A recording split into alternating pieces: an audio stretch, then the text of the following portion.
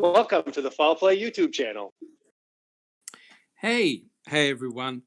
Welcome to Coffee with Foul Play. It's good to be back. And my name is Dr. Silkman, and welcome, beautiful people. The title of our podcast today is entitled Nothing to See Here. And I think you'll gather that today's episode is going to be very controversial.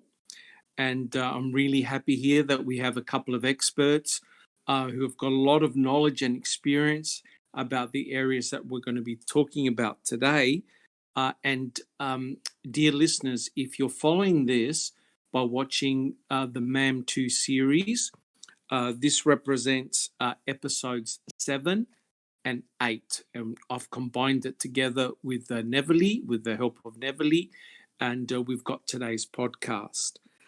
Before we start the podcast proper, I'd just like to express my thanks and gratitude to all the members from Foul Play and from other YouTube channels who have put in an enormous amount of time, energy, and effort in the mamathon that we had. And I personally had a very, very good time. I learned a lot. And all of us from Foul Play would like to thank Eric Cozy, Millbilly, Linda Kay, and Paul Capaldi for hosting some of our members from Foul Play. It really was excellent, and we thank you from the bottom of our heart for inviting us. I learned a lot. I learn every day. We all do. And guys, before we even start the podcast proper, let's just open it up to the panel and let's get some feedback on how you thought MAM went and what you thought about it all together. So let's just have a little bit of a discussion. How did you guys think about MAM and One Strand? Well, being a newbie, it was an awesome experience. It was great to interact with some new faces for me. It was so much fun to be on with Millbilly and Big Jeff and Braun on Millbilly's channel discussing the dogs. And awesome. Holly, Miss Holly as well. It was amazing to see the community come together, and I'm looking forward to next year being even better. Awesome. Thank you so much, One Strand. Guys, anybody else got some comments? Big Jeff, do you have any comments? I do. I'd like to thank Millbilly for offering me the opportunity to be on his channel during the Mamathon. You always learn something when you tune into Millbilly's channel. And I just can't tell you how much I learned about the dogs. I mean, I think that's going to continue to grow as an important piece of evidence, perhaps get picked up by Kathleen Zellner. In my opinion, there's just way too many dog tracks speak of massive crime scene contamination. Just more shoddy law enforcement and reasonable doubt, in my opinion. Yeah, sure is. Neverly, do you have any comments about the Mamathon? Good morning, everyone. It was my first. Good morning. Yeah, it was also my first introduction to Mamathon as a participant, and it was so exciting. And as everybody says across the community, it was so nice to see that everybody came together and all the support that we have received. And especially I'm thankful for the exposure that we've done for not just Stephen and Brendan, but all the wrongful imprisonment that goes on not only in the United States but in the world as well. Yes. Sammy, thank you, Neverly. Sammy, do you have any comments about the Mamathon? I enjoyed it. I really thought there was a really wide spectrum of insight into this case from everyone, and I really appreciated everyone's hard work. Awesome. Paul, do you have any comments about the Mamathon? What did you think? How long have we got? Just a couple of comments, Paul. Just a couple of comments. Okay, first of all, as everybody's pointed out, what's really good about it is you get so many people come and join in. I mean, I was actually charged with the task of listing everybody that was involved in it last year, and it was a long list. I would hate to be the person that's having to list everybody that was involved this year, because it must run to, what with the hosts and the guests and the moderators and all that kind of stuff. It's a phenomenal event. Personally, what I like about it most is that we've got new channels up and coming, that are taking over. Because I hope you all realise that in the small print of the contract, it did point out that this year's guests are to be next year's host. You did all realise that, didn't you guys? Yes. Excellent. Oh boy. Say what? Oh boy. Millbilly, thank you, Paul. Millbilly, do you have any comments about the Mammothon experience? I enjoyed it. I tried to stay it up the whole time, but I had to pass out. I stayed up, slept an hour, did my presentation. Yeah, it was great. I enjoyed everybody's segment. It was great. Awesome. I can't wait to do it again. Awesome. All right. Look, guys. Look, thank you so much. And guys, joining us today on our panel, our regular researchers are BB, Big Jeff, Jack61, Kelly, Millbilly, Neverly, and One Strand in the Rav. And guys, monitoring the chat today, we have Katnip, Sammy, and Zoe. And guys, remember, if you've got a question, please put it down and we'll try and answer it after the presentation. And we can, of course, always have a discussion afterwards. And I'm really proud to present our guest researchers, Paul Capaldi, who you've heard. He was one of the hosts of the Mammothon and was really, really well done. And my other special guest today is Tintin87.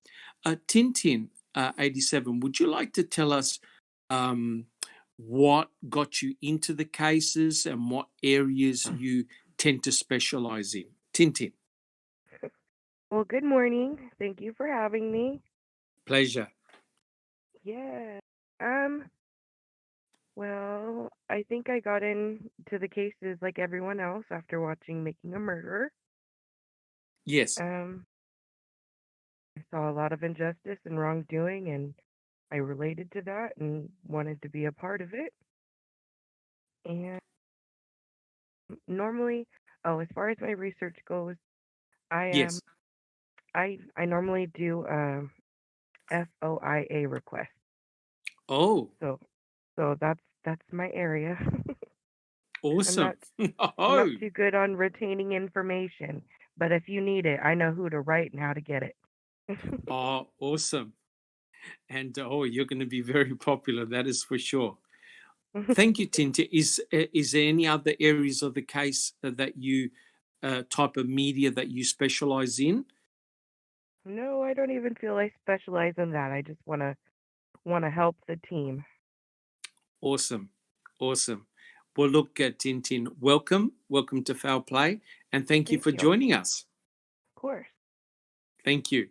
All right, guys. The other thing that I'd like to mention is that it's been an extremely busy week with a lot of different YouTube channels producing a lot of high quality work.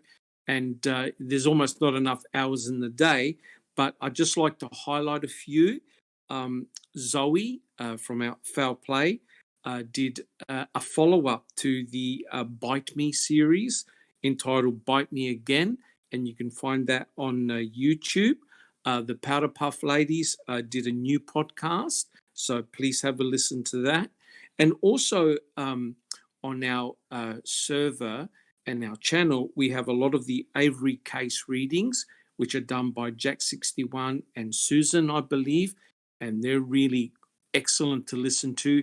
gives you a really good perspective of how the case came down. And also on our YouTube channel, we have, I think, well over 1,000 Stephen Avery phone calls to him and his family, and they're very, very intriguing. And our channel, and all of us from Foul Play would like to thank all of our listeners. If you like what we do, guys, hit the subscribe button. And we have now reached 955 subscribers, and that's awesome. I think we're about 8 months young, so we've come a long way, and we thank all of you guys. And collectively on our YouTube channel, our videos have had over 283,000 views, and that's really awesome. Please, if you've got time, check out our website. A lot of good people have put in a lot of effort, and there's a huge amount of collective information that you'll find on that website at foulplay.site/. All right, guys. I just want to ask the panel, are there any other bits and pieces that we want to discuss, or we can head off with the presentation? Guys, anything that I've missed? All right, all good. Okay, guys, what we'll do, we'll make a start of the podcast proper. So let's have a look at slide number 1.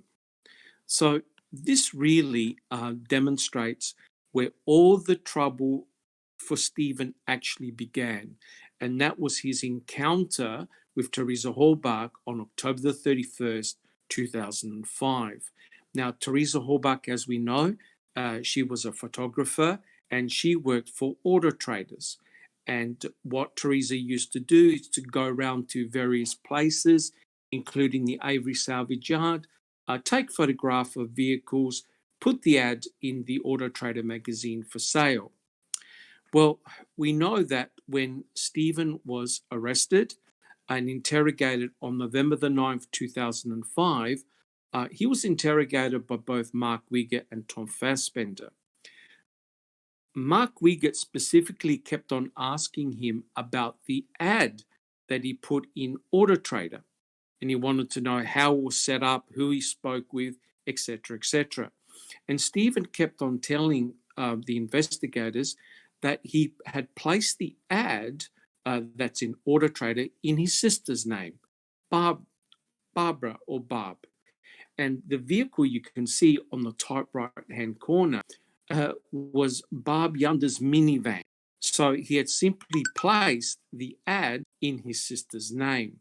So as you can see on the bottom right-hand corner, this is something that the Avery Salvage Yard had done many times previously.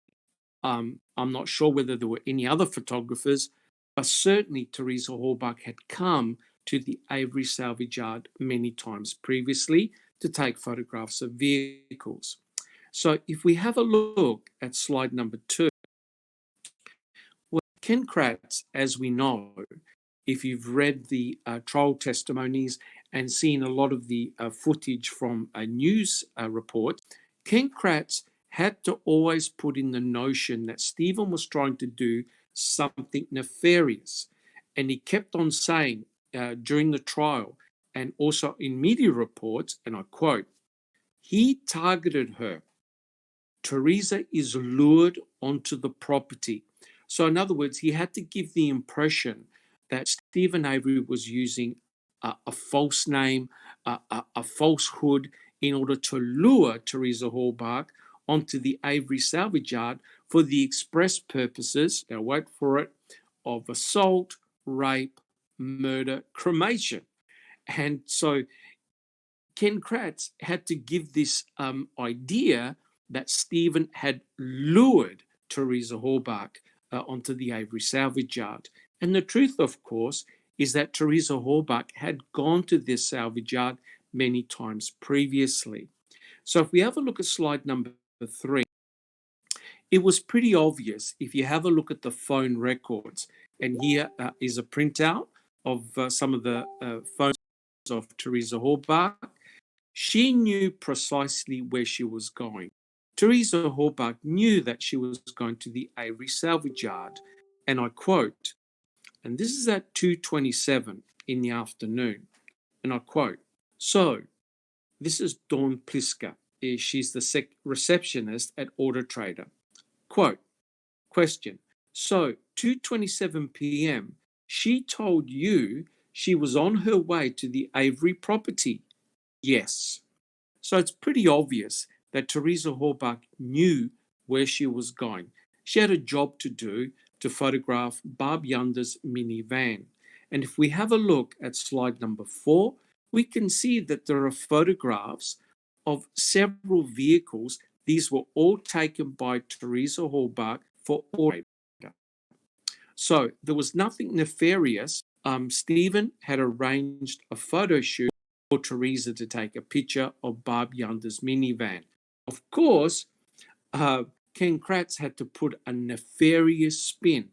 Now remember, Ken Kratz was speculating all the time. And what is very interesting, and we can discuss this later on, was that he was giving the impression that all cars that were meant for sale were placed at the front of the Avery salvage yard. So when an ad was placed in Auto Trader magazine, the car was moved to the front for sale, so people could come and have a look and purchase the vehicle if they were interested. Well, that's not quite exactly true, because yes, some of the vehicles were at the front, and that explains what the bus driver, Lisa Buchner, saw weeks ago. She actually saw a female photographer taking pictures of some of these vehicles at the front of the salvage yard. But importantly, if you have a look at the two bottom pictures, Teresa Horbach also took photo of the vehicles where Stephen was. So she did come towards the back to where his trailer was. So again, nothing new, nothing novel. So if we have a look at slide number 5. Now, what Teresa Horbach used to do, apart from taking photographs for Auto Trader magazine, she used to do things called a hustle shot. So a hustle shot is a private arrangement with a client to take a photograph of a vehicle, and then at the end of the day, she would report hustle shots to Auto Trader. So potentially the Auto Trader magazine in the office, they would not know about hustle shots until Teresa Horbach put in the request sheets at the end of the day. And lo and behold, Teresa Horbach has done a hustle shot for Stephen Avery on the 10th of the 10th. So Teresa Horbach actually gave Stephen Avery her personal mobile phone number. So, the bizarre thing is, and even Dean Strang said this, and Buting said, well, why would Stephen Avery bother phoning Auto Trader, the secretary, to leave a paper trail, whereas if he had nefarious intentions, all he had to do was call Teresa on her mobile phone and no one would have known about it. So it seems rather ridiculous what Ken Kratz was putting forward. So the important thing here, guys, is that the hustle shot was quite lucrative. The photographer got more money by doing a hustle shot. And as you can see here, Teresa Horbach had done 12 hustle shots in 15 days. So it's something she did all the time. And the Powder Puff team, they did a video, a podcast on victimology, right? This is something that was not done during the trial. So in other words, did doing hustle shots present a risk, a potential risk for Teresa Horbach? Again, that was not done, which is a real pity. All right, guys. So if we have a look at slide number 6. Well, Teresa Horbach owned a Motorola Razr V3. And I'm glad that we've got Big Jeff on the panel today, because Big Jeff knows a hell of a lot more about mobile phones than what I do. But essentially, what a mobile phone does is it communicates constantly with a cell phone tower. And there's an exchange of information between the cell phone tower and the mobile phone. This will give you an idea of the general location that the person with the mobile phone is, basically their geolocation. And the more pings that you can get a much more accurate determination of where that person is with their mobile phone. That's called a cell tower ping. So it was determined based on cell tower pings that Teresa Horbach at about 2:31 p.m. she was heading her way into the Avery salvage yard. What Kathleen Zellner did was she studied her cell tower pings on various days. And what it was found was whenever she was close to going to a photo shoot, various cell towers would ping, indicating her location. So it appeared that at about 2:31, Teresa was heading into the Avery salvage yard. So if we have a look at slide number 7, well, we know what had happened, right? Teresa Horbach comes up missing on the 31st of October 2005. And Stephen was arrested on the 9th, and he said to Uyghur two things. He said that when he received the Auto Trader book from Teresa Horbach, after Stephen Avery had paid her, Stephen went into his trailer, and before he went into his trailer, he had noticed his nephew's vehicle. I think it was a Blazer, a black Blazer. And his vehicle, Bobby's vehicle, was parked near their home. Stephen went inside, put the magazine next to the computer, and he came back out. He was going to go to his sister's house, maybe to talk to Bobby. But he realized and he saw that Bobby's vehicle had gone. It had left. The other important thing he said was that he definitely saw Teresa Horbach leave the Avery salvage yard after the photo shoot. All right, so guys, let's have a look at slide number 8. So what Kathleen Zellner did, I think she used a drone, and her vehicle, she bought an identical Toyota RAV4. And we're not going to talk about colors, whatever we do. So with the drone, she took various photographs to map where the Toyota RAV4 went. And as you can see, it went down the gravel road, and in the top left-hand corner, you can see that's where the letterboxes were. In fact, that's where the bus driver dropped off both Blaine and Brendan every day after school. So the Toyota RAV4 goes up Avery Road, and as you can see, according to Stephen, the Toyota RAV4 did a left-hand turn onto 147. Now, the important thing is this. Stephen was actually able to see Teresa Horbach turn left on 147 because in front of the trailer there was a field and that had been cut down. So he had good vision to the corner of 147. And finally, you can see in the bottom right-hand side, the vehicle traveling up 147. So the important thing here, guys, is that Stephen did not see Bobby Dassey's Blazer because according to Kathleen Zellner, Bobby would have been about 30 seconds behind Teresa Horbach's car. So Stephen likely would not have been in a position to have seen his vehicle. But if Stephen is telling the truth, and I do believe him, he noted that his nephew's black Blazer was gone, right? Had left the property. Okay, guys, if we have a look at slide number 9, Kathleen Zellner believes that Teresa Horbach was actually going home. She had done her photo shoots for the day and she was going home. And the reason why she concluded that, there are multiple reasons, but one of the reasons is that on her day planner, between 3 o'clock and 4 o'clock, there's the message, get Sarah's stuff from mum. So she believed that Teresa Horbach was actually going home. Now, the interesting thing is this, and guys, we already know All these comments that we see here, they were on Teresa Horbach's day planner for October the 31st, 2005. And it just so happened that Ryan Hilligus had the day planner. And I don't think he's actually explained exactly how he got that day planner, especially since Teresa Horbach had it with her and was writing stuff on it. So that's a big, big mystery. Okay, so if we have a look at slide number 10, well, Kathleen Zellner worked out a map, basically a direction that Teresa Horbach had to go if she was going home. So she would have taken a left-hand turn on cue and coming down, and she would have been going towards her house. And this is at 2:41.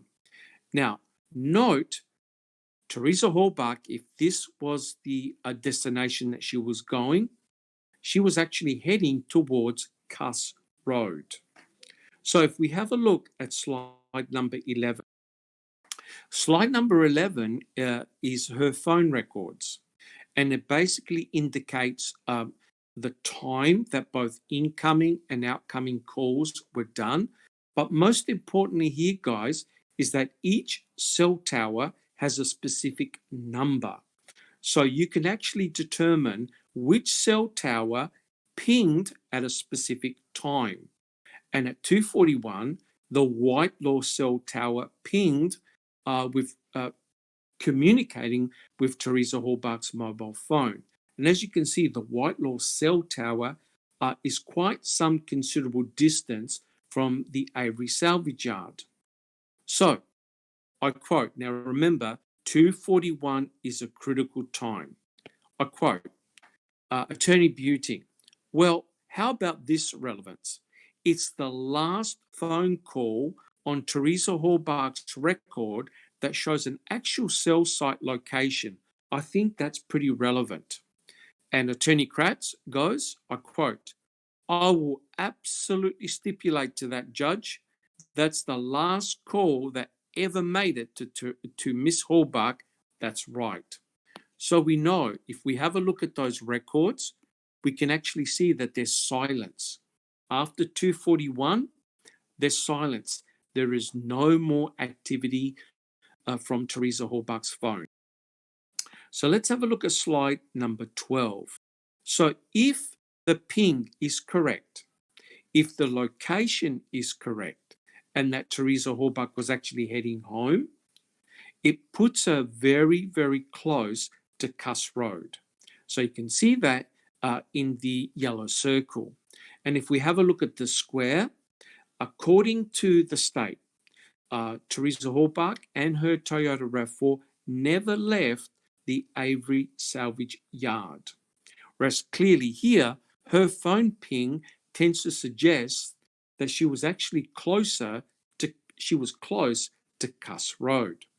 So if we look at slide 13, and Kathleen Zellner asked the question, was Teresa Horbach actually assaulted or killed at Kuss Road? And I think Millbilly later on, after the discussion, will talk a little bit more about Kuss Road and also the calls, the law enforcement calls, and when these pictures were actually taken.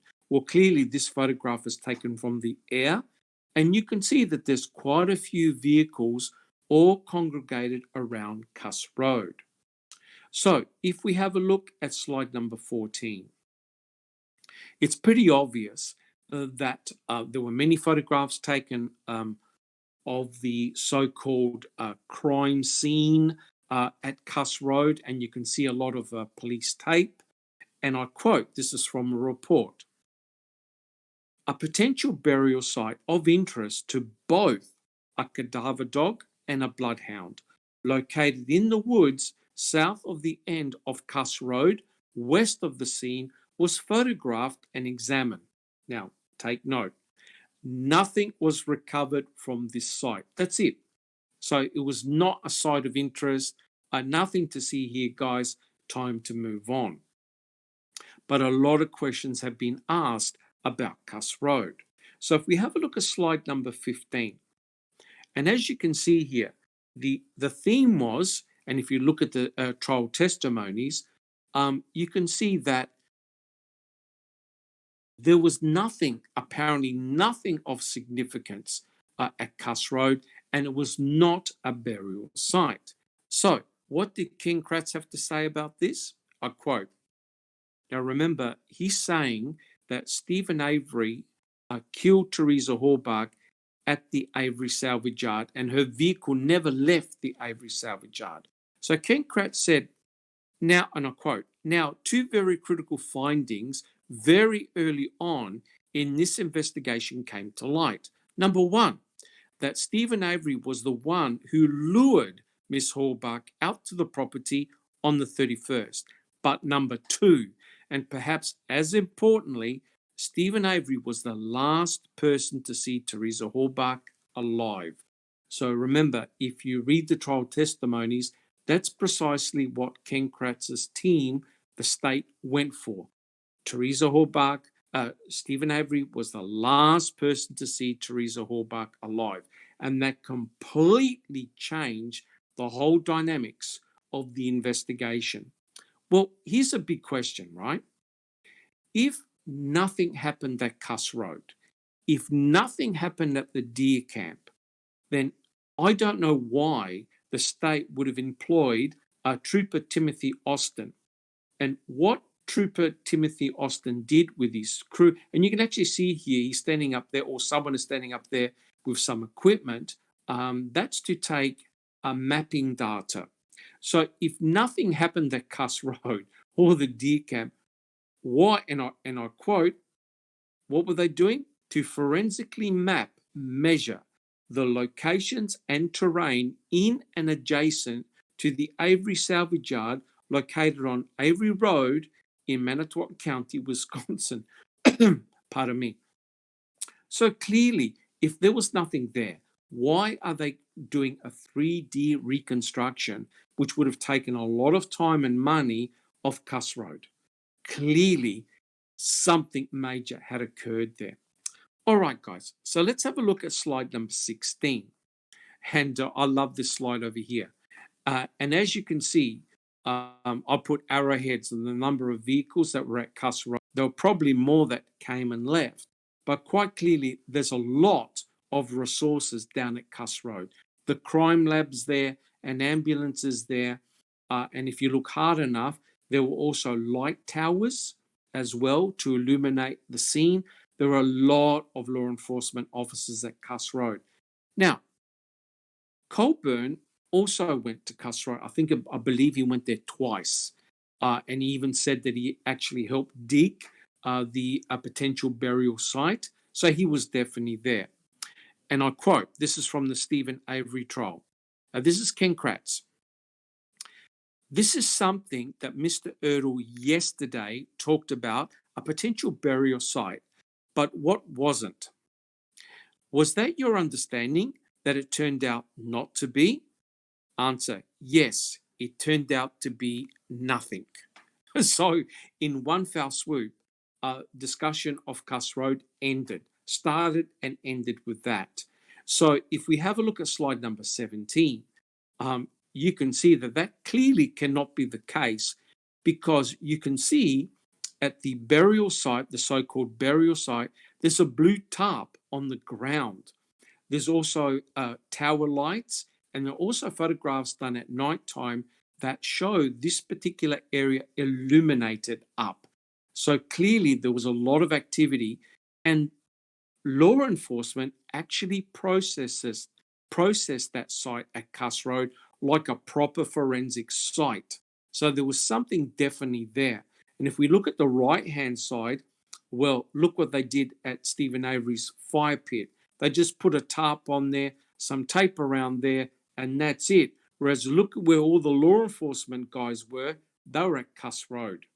So it's very, very interesting. If Stephen Avery's burn pit is meant to be the primary site, you can see that there's hardly any action there at all, until, of course, they brought in the heavy equipment to dig out the burn pit, and then they had the motions of sifting through the dirt.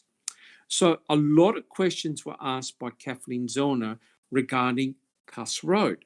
So if we have a look at slide number 18, you can see that deep within the forest area, there was a lot of crime scene tape.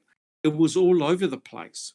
And so Kathleen Zellner asked the question, could it be possible that Teresa Halbach had been assaulted at Kuss Road or close to Kuss Road, and that her vehicle and her body was actually dumped and parked in the wooded area? And she pointed out that there'll be no way you'll be able to see the vehicle from the road. It's very dense forest vegetation there. You would not be seen from the road. She also asked the question, could it be possible that Teresa Halbach was placed on the ground and just temporarily covered up, right? Because remember, both cadaver dog and also a scent dog hit at Kuss Road. And that's very, very significant. And guys, if you haven't seen it, Linda Kay had both Jeff and Zoe on her program today, and it was brilliant. And we're not talking about Big Jeff and Zoe from Foul Play. Jeff was a dog handler, is a dog handler, and Zoe is his dog. That was a very, very fascinating discussion. If you haven't seen it, please go and see it. Superb interview. All right. So the question is, was Teresa's body and her Toyota RAV4 dumped at Kuss Road, temporarily dumped at Kuss Road? And if you have a look at slide number 19, Kathleen Zellner made the remark, because it's so desolate and because it's so heavy vegetation, she states, and I quote, it's the place where you would kill someone and no one will know because of where it actually is. All right, let's have a look at slide number 20. So what Kathleen Zellner did, she went with her assistant and she went to Kuss Road. And what they did is they walked around in the area, and she discovered plenty of potential spots where you could dump the Toyota RAV4, as well as Teresa, or whether she was on the ground or whether she was in her RAV4, and no one would know that the vehicle was there due to the very dense vegetation. All right, so clearly, guys, there's a lot of questions that can be asked about Kuss Road. All right, so now Kathleen Zellner changes tact. She now looks at what is known as, if we have a look at slide number 21, she now looks at the so-called star witness for the state, Bobby Dassey. Now, Bobby Dassey, of course, is Stephen Avery's nephew. So you can imagine these two in the same court. And as you can see, Stephen is very, very upset and looking at his nephew. And why is Bobby Dassey's testimony so damaging? A quote, and this is Ken Kratz who's questioning Bobby Dassey. Quote, I seen Teresa Halbach get out of the vehicle and started taking pictures. Question, what was she taking pictures of? Answer, a maroon van. I continue. Do you recall which window you were looking from? Answer, through the front window in front of the kitchen table. And you can see it's to the far left-hand side that Bobby Dassey would have been watching Teresa Halbach for at least 5 minutes, right? And that's rather bizarre in itself. And if you remember from the interrogation of Brendan Dassey, when he was interrogated or questioned by Detective O'Neill, one of the stories he said was, oh yes, I saw Teresa Halbach with my uncle taking pictures of the minivan, my mum's minivan, and he said he was watching from the window, the same window that his brother Bobby Dassey was looking from. So clearly Brendan is getting information from all over the place. But here's the damaging thing that Bobby said. He said lots of damaging things.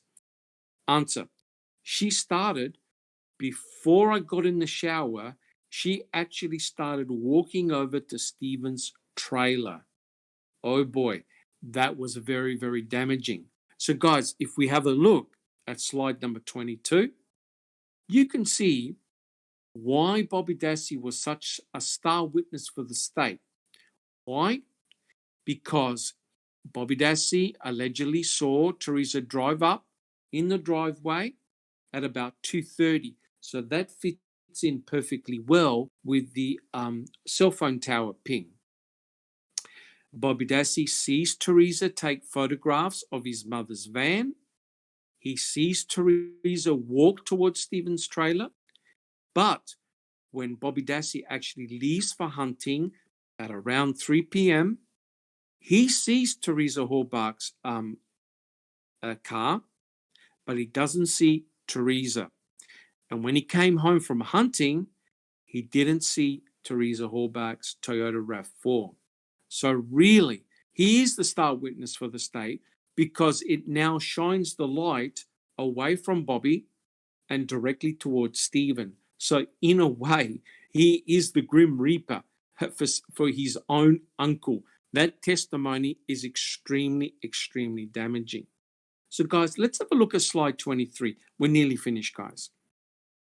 Well, lo and behold, the question was asked by Kathleen Zellner, and that is, did actually Bobby Dassey lie during his testimony? How can that possibly be?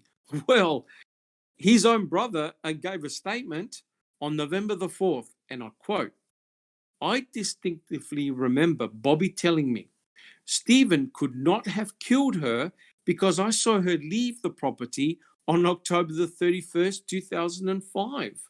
So this begs the question, if that's true, why was Bobby Dassey actually lying?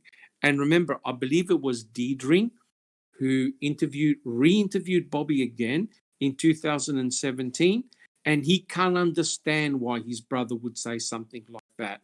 So he's at a loss. So it's one person's word against another, although, and we'll talk about it later, there was that big famous phone call between Stephen Avery, Barb, and Scott Tadich, where, yeah, they actually did admit that Teresa Horbach actually left the Avery salvage yard. So if we have a look at slide number 24, Brian Dassey, this is slide 24, he said, this is unbelievable. Brian said the investigator should also talk to his brother Bobby because he saw her leave their property. So you can imagine the tension in the courtroom where you've got both Bobby and Brian must know what the truth was, and Bobby, he must have been lying on the stand. And what's remarkable was neither the prosecution nor the defense had called up Brian Dassey to testify at Stephen's trial, which would have been very, very damaging indeed for the credibility. But if you think that was bad, let's have a look at slide number 25. Things were going to get really bad. Well, it was discovered that inside Bobby Dassey's bedroom, there was a computer. And, I quote, on Saturday, April 22nd, 2006, Fassbender transferred said items, that is the computer, to Detective Mike Bailey of the Grand Chute Police Department for forensics analysis. And oh my Lord, what was found on the computer was simply mind-blowing. So let's have a look at slide number 26. And I just want to just warn sensitive viewers that some of this stuff is very, very nasty. But when the hard drive was forensically examined, and I quote, they found, now this is bizarre, right? This is on Bobby Dassey's computer in his bedroom. They found photographs of Teresa Horbach and Stephen Avery on the computer. And I quote, there were numerous images of nudity, both male and female, to include pornography. The pornography included both heterosexual, homosexual, and bestiality. There were images depicting bondage, as well as possible torture and pain. There were also text images with the name Emily. There were images depicting potential young females, to include an infant defecating. There were images of injuries to humans, to include a decapitated head, a badly injured and bloodied body, a bloody head injury, and a mutilated body. Now, that's jaw-dropping, because in Australia, if you're caught with that material on your computer, that's jail time, right? That's jail time. So if we have a look at slide 27, and we're nearly done. Guys, again, this is very sensitive in terms of what the searches are. You can see what was being searched on the computer. And they were able to timestamp the searches that were being done on the computer when Bobby Dassey was at home, because his brothers either were not in the house or they were at school and Bob was at work, right? So Bobby Dassey they were able to timestamp when these searches were done. Kathleen Zellner made the comment that whoever was doing these searches of this violent pornography, I quote, had a fascination with death, torture, bondage, pedophilia. And she stated because they did their own forensic analysis, the behavior was compulsive, obsessive, hundreds of hours were spent on the computer, and thousands of images were downloaded. So guys, the thing is, whenever you download something from the internet, there's a record kept on your computer. Furthermore, your ISP has an exact record. They know precisely where you've gone, what you've downloaded. It's all time stamped. So let's have a look at slide number 28. Now, this is truly remarkable. When I saw this, I couldn't believe it. Here we have a picture of Tom Fassbender and Bobby Dassey having a chin wag, a talk together. Now, remember, Tom Fassbender and Mark Wiegert were responsible of putting Bobby Dassey's own brother, Brendan, and also his own uncle in prison for life. And here we have Bobby Dassey talking to Tom Fassbender as though they were friends, which is rather bizarre. But why is this so important? Two things. Bobby Dassey was actually told to remove the shirt that he was wearing because his uncle Stephen had an identical shirt. So the judge believed that Bobby was actually mocking his own uncle for wearing that outfit, that prison outfit. But remarkable as it was that when the disc was reviewed by Detective Veely, he gave a copy to Fassbender, and Fassbender decided to keep that report in his own possession. So I'm not quite sure whether a deal was done, but this put Bobby in a very compromising position. So Kathleen Zellner said, if we have a look at our final slide, slide number 29. Now, there's a lot of experts who've done studies, and they've shown that there's a link between violent porn and homicides. And of course, Teresa Halbach was murdered. So in a shocking way. So this now represented a Brady violation. So remember, the way you're going to undermine the confidence in the verdict is to put forward potentially some Brady violations. And now she's going to, in her filing, put forward the fact that Detective Veely's report about the Dassey computer was withheld. So you could imagine if both Brian Dassey and also this information about the porn searches were presented in court, that would have destroyed the credibility of Bobby Dassey. And it's remarkable that somehow Tom Fassbender kept that disc. I'm not sure how many years it was for a very long period of time, but clearly it would have been damaging to the state's case. All right, guys, that's the end of the presentation. Let's open it up to the panel, guys. Do we have any questions? Who's got a question? I have a couple one for Big Jeff and one for Millbilly. And just a quick statement first. Teresa supposedly, from reports, had issues with Stephen. Well, a female does not walk towards a home occupied by somebody if they are afraid. They're not going to go Correct. anywhere near there. My question for Big Jeff is, with that cell tower and Whitelaw, do we know the range that a phone would be picked up from that tower? And is it possible she got closer towards her home? And then for Millbilly, in geographical standing, how close is that supposed issue on Kuss Road as to where her vehicle was supposedly spotted? Excellent questions. Who would like to go first? I'll Big go Jeff. first. So let me answer your question directly and then add a little bit of insight.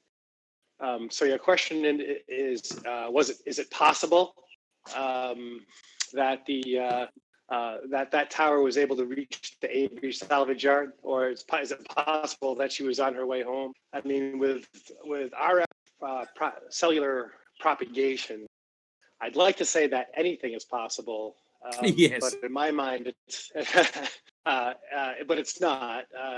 It's highly unlikely, in my opinion, that her phone would have been able to ping at Avery's from the location of Stevens.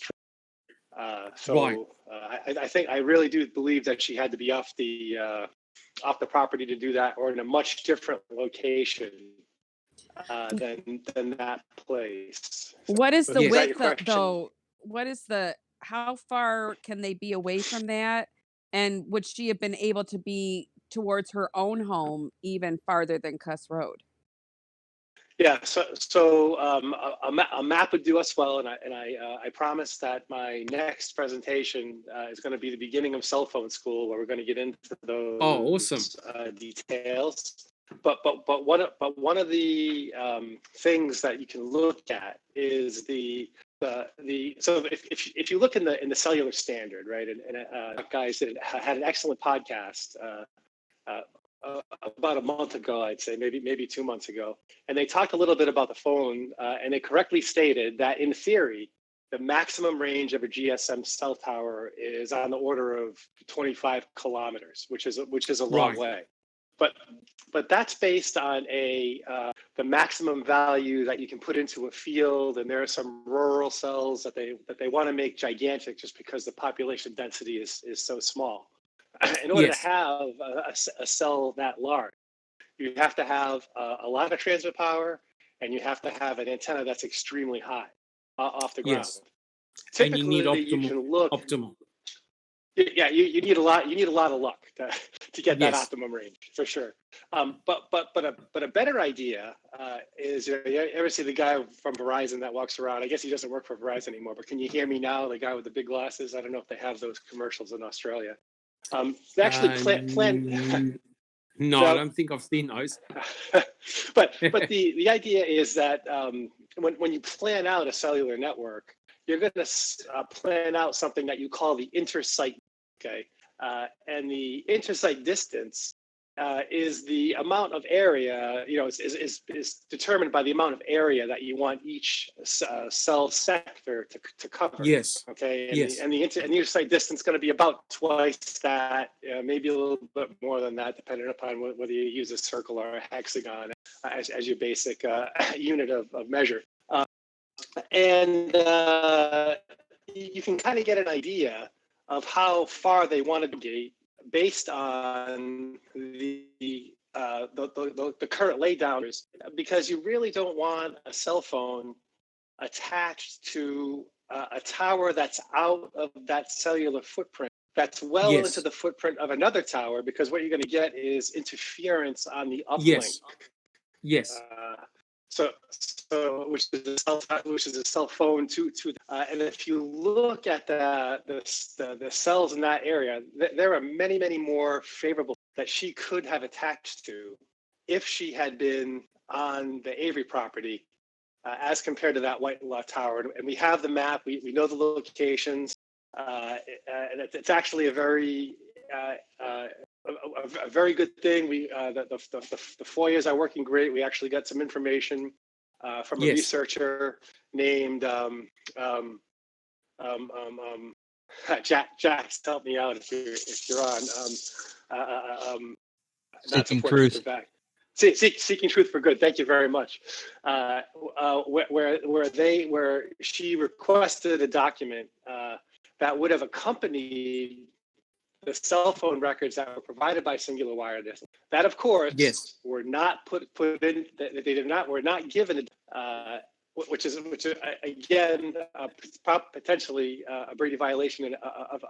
But that actually told us where all the towers were. We have that. We can look at that map. There's a lot of insights that we can draw from that map. And one of the biggest insight is it's strangely suspicious that she would attach to that tower if she were on the Yes. Avery property. She had Big to Jeff, be could off you it, probably also on her way home.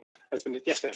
Go could ahead. you also include when you do cell phone school? I know I live in the southern states, and we have a lot of areas where you lose coverage, and where she might have had no coverage at all, where it wouldn't have been on a tower. Yeah, we can do that. Wisconsin's really bad and for that does heavy. rely on a lot of speculation. Yes. Yes.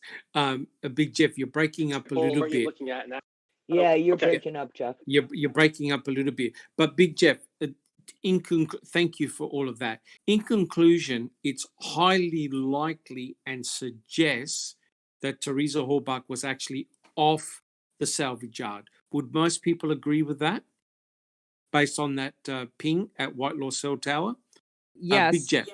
Oh, at one strand. Yes. Sorry, one strand. Yes. Okay.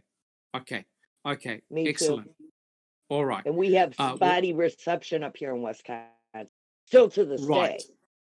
Right. Yeah. Right. And of course, there's been a lot of very fine analysis done on those cell tower work. Sammy, do you have a question? I just wanted to bring it up that at some point, I believe Kathleen Zellner demonstrates the lack of connectivity during a walk into a quarry. Yes. She didn't address that in the MAM episodes. I'm not quite sure whether she addressed that in the filings, because I know there's been a lot of funny business going on with Ryan Hilliger's phone. And did Ryan Hilliger actually mention that he had a lot of dropout issues when he was around the quarry salvage yard? I think he mentioned something like that. I can't be 100% sure. Okay, Big Jeff. I do believe you mentioned that in an interview. That's a television interview that the cell phone service stunk in the Avery salvage. Right. Okay. Of all the things to admit to. Yes. Okay. Thank you, guys. Are there any other questions? Any other comments? Paul, do you have any comments? Yes, I certainly do. Interesting. Teresa is heading home, presumably in a bit of a hurry, yes, because she wants to be back to her mum's house to pick up stuff. Well, the quickest way would be to turn out to the Avery salvage yard and to carry on all the way through Larrabee, which is a sort of northerly route. There's a more southerly route that would take you somewhere near the Whitelaw Tower. It seems to me as if, yes, she was definitely lured somewhere, but it wasn't to the Avery salvage yard, it was to Kuss Road. Yes. Because there is no explanation for her turning left onto Highway Q unless she had one more appointment and it was a hustle shot. And of course, who was helping Stephen Avery put the battery in the van the morning of Teresa coming to take photographs? Bobby was helping put. So I think yes, I think Ken Kratz has got it right in the fact that yes, Teresa was lured to her death, but it certainly wasn't to the Avery salvage yard. I think it was to Kuss Road. That would be my first observation. Does everybody agree with me on that one? Yes, I agree. Yeah, I agree. It looks more that way. Yeah. And as a more general point, if you're about to become a multi-millionaire and you do have a mind that is depraved as Ken Kratz or Bobby Dassey, why not wait? Why not wait until you become a multi-millionaire, and then you So could Yes. afford to 2 weeks. set up whatever Yeah. kind of torture chamber you want. Yes. It doesn't make. I mean, I'm not suggesting that I'm. These are thoughts that regularly go on in my mind, but it just seems so bizarre. This idea that Stephen Avery would risk all that he had going for him. Correct. Yes. In actual fact, Paul, that's exactly what the judge said. Yeah. I think even the judge was bewildered, Judge Willis, as if to say, "Hey, look, you're going to come into some pretty serious money, and this what allegedly you did is just so bizarre. He couldn't work it out himself, and he actually did call Stephen Avery the most dangerous man in the courtroom. I think he should have been looking at Ken Kratz or Fallon. They were certainly far more dangerous than Stephen Avery ever was." Thank you, Paul. One Strand, do you have a comment? Going off of what Paul was just saying, she was in a hurry to get to her mom's. That's really strange to me that she had plans to be at her mother's. She never shows up, supposedly. If my daughter didn't show up somewhere, I would be all over that. I would be phone calling, I would be, texting her. I would be finding out where she is and why she hadn't shown up at my house. And this doesn't seem to be Yes. even questioned. Yes. Yeah, and of course, Teresa's mum waited, I think, several days before she phoned. So that seems rather bizarre. I don't have an answer for you, One Strand. It does seem like, for example, maybe the only in defence, the only thing I could say is maybe her mother was not aware that her daughter was getting this material for Sarah. She may not have been aware. But that's a very good point. Paul, do you have a comment? Yeah, it was just the fact that, when at first Karen Holbach believed, apparently said that she thought that Teresa, if she was dead, had been involved in an accident, car accident. So, it does seem very bizarre. I mean, she waits so long to get in touch. And to think that it was a car accident to begin with, it's that to me just doesn't add up at all. As I say, this whole idea of wanting to get home quickly. Yes. Why turn left? No, I think she was definitely lured via the idea of one more hustle shot before she went home. Yes. But then also it's bizarre that Bobby, apparently said that yes, that Teresa did leave the salvage yard and was supporting Steve initially. Yes. But then what's also interesting is how with that computer being retested and with Calumet County reopening the investigation. Yes. Because of the computer, because of interviewing Bobby, you pointed out earlier that in Australia those kind of images are illegal. Oh, for sure.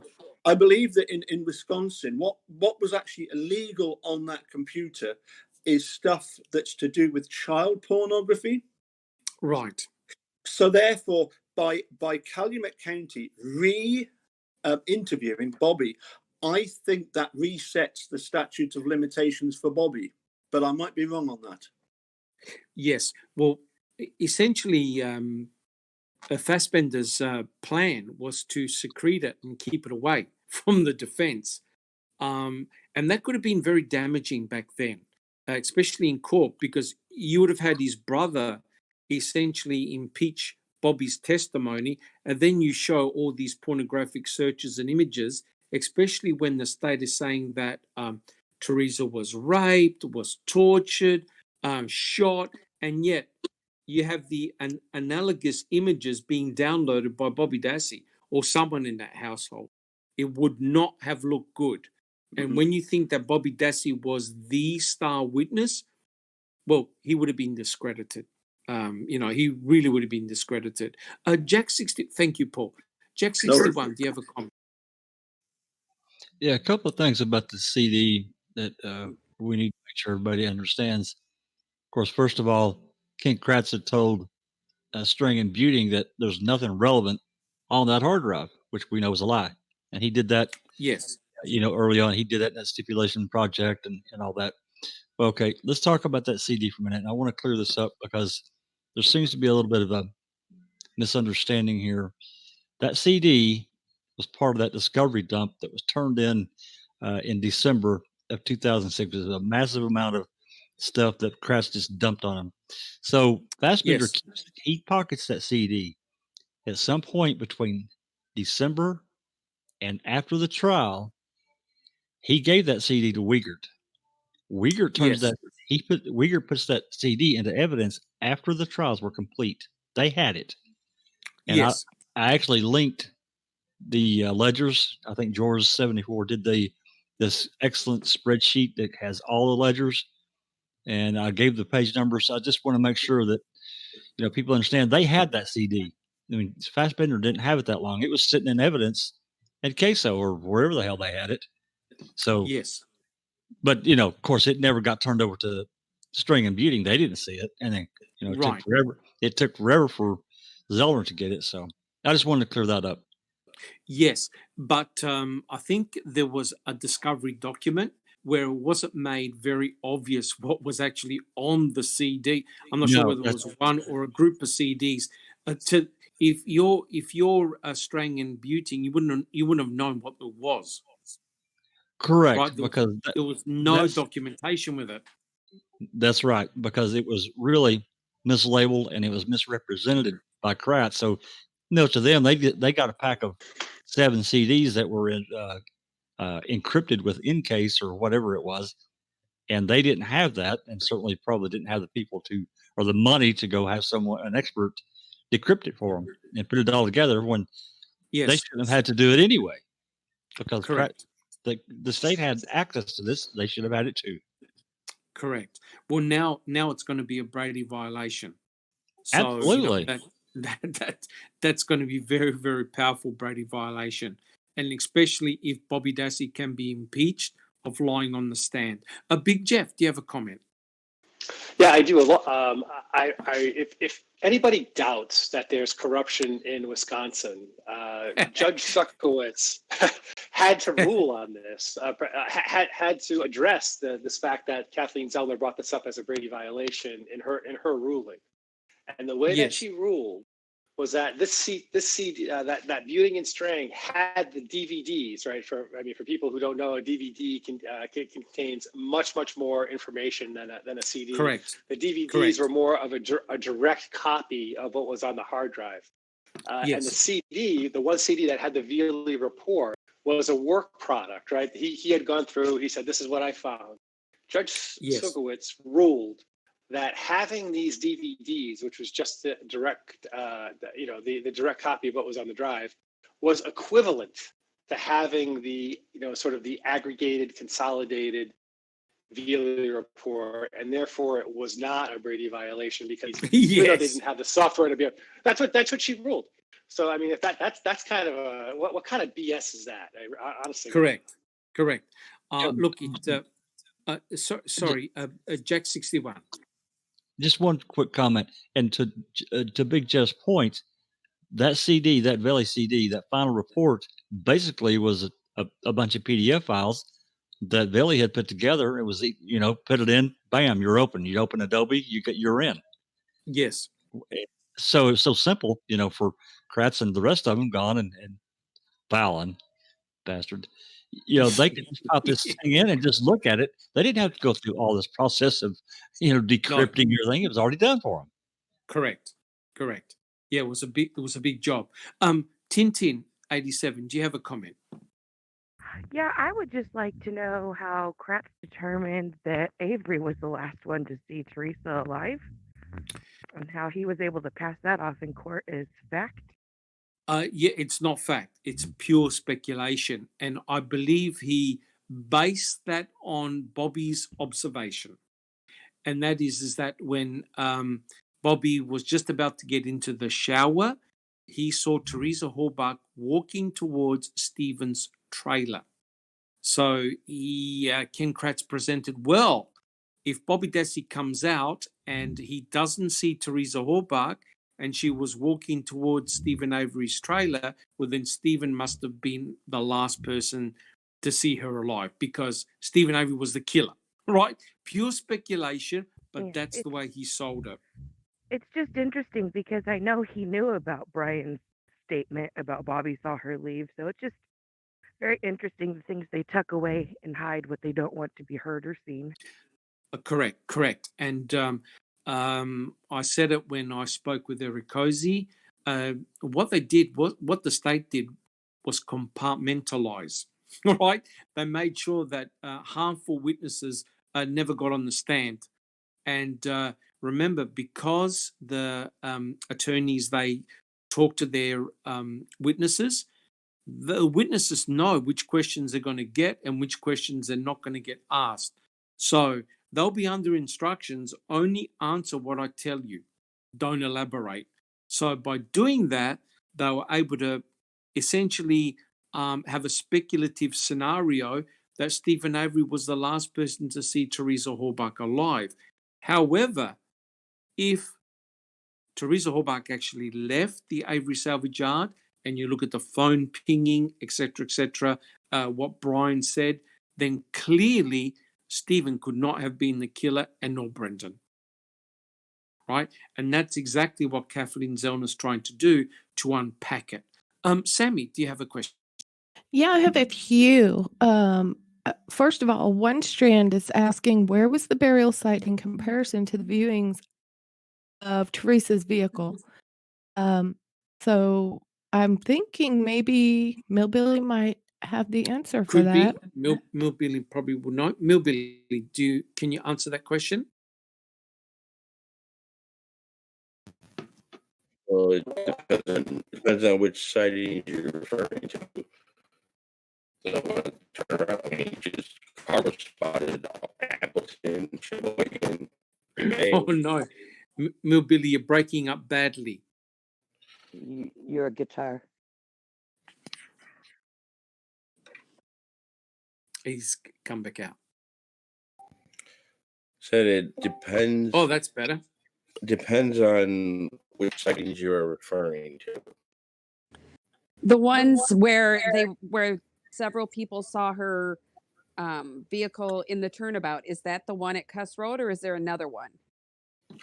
Her car was spotted, allegedly a car fitting her description on Twin Ridge Road, which is 2.1 miles from Avery's property.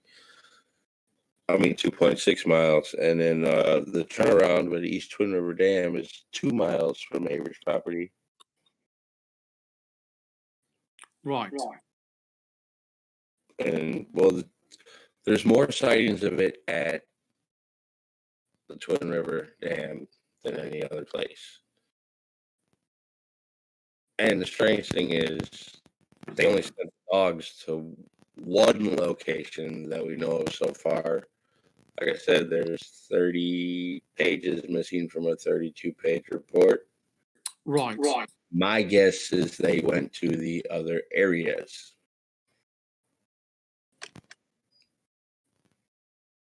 Interesting. But it's both locations are very close.